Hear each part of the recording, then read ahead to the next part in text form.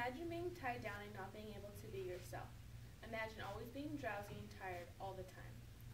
Well, young children have no say in whether they take medication. It's up to the parents to choose to do what they feel is right. Attention Deficit Hyperactivity Disorder is commonly known as ADHD. ADHD is when a person has trouble focusing and often is hyperactive and not able to control their behavior. ADHD is becoming commonly diagnosed in children younger and younger. However, how do you know if a child has ADHD at the age of 2? When a child is 2, often they have lots of energy and the parent may get tired and feel that the child has too much energy. Young children at the age of 2 to 6 are becoming predominant victims of medication. Whether it be the case that they have the condition and they are taking medication to stabilize, or the parents are just tired and need it as a way to calm down their children. No matter what the scenario is, medication is never the first resort. Today I will discuss the positive points of therapy and why therapy is better than medication. Therapy should be the first resort because there are side effects, because medication has many side effects. Also, it can be misdiagnosed, overdosed, and therapy is the best approach because it has many different treatments. My first main point today is going to be therapy is better than medication because medication has lots of side effects.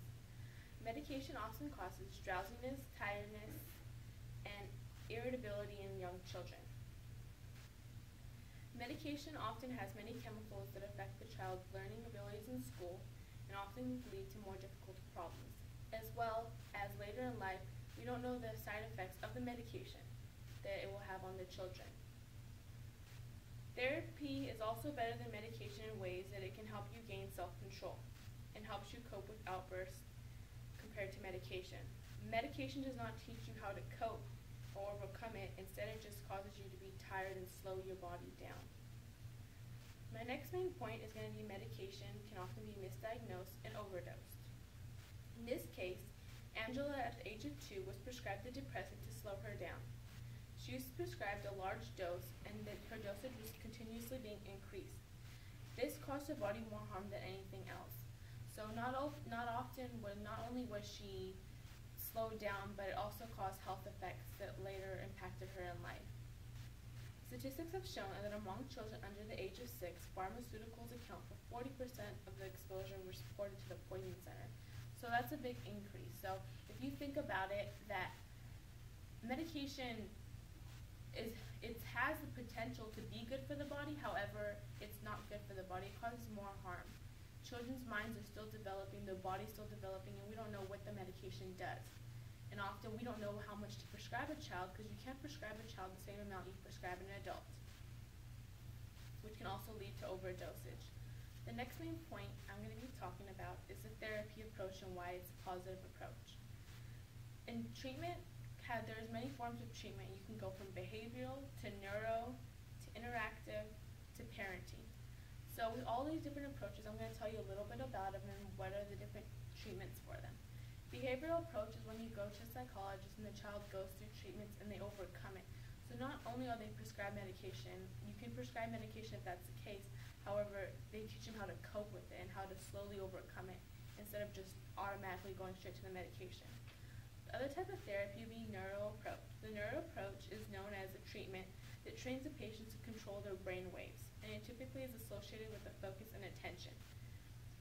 Unlike medication, which is taken for many years, neurofeedback is said to work permanently after training sessions are complete. So instead of giving the body medicine, it trains the brain and works with the brain, so it cannot be dependent on the medicine. Another form of treatment would be interactive metronome training, which is kids with ADHD can often form and execute one plan one step at a time, as other kids do. Interactive metronome training, which employs a computerized tool, which is developed to help kids with ADHD improve their motor skills and ability to plan. So it's different compared to neurofeedback because it gives them a rhythm. So like for example, users tap their hands and feet in time to the beat that they hear in the headphones, and it makes them calm. So it makes them slow down because they're using a beat, they're working with that beat. Another form of treatment would also be parenting and how positive parenting. So So at times it can be hard if you think your child has ADHD because they have energy. So think about it. A parent works a long day at work, so when they come home they're tired. In today's economy, you have to work. Most parents have to work in order to have the right income to come into their house. So the time they get home, they're tired, they want to relax, and often the children want to play because they're excited to see their parents. They have that energy, and often parents are like, no, I'm tired, I have to cook dinner, I have to do this, I have to do that. So they often lean towards the medication to calm them down, so that way they can relax. And they have to really think about the child and not just themselves, and that's where positive parenting comes in, to establish that they need to take the effort with the children to help them improve and not just give them the medication. So with that being said, today I've talked to you about therapy should be the first resort instead of medication because there's less side effects. It can often be misdiagnosed and overdose, and the therapy approach is a positive way to treat without imbalancing the chemicals in the body as a children. Thank you for listening to my presentation.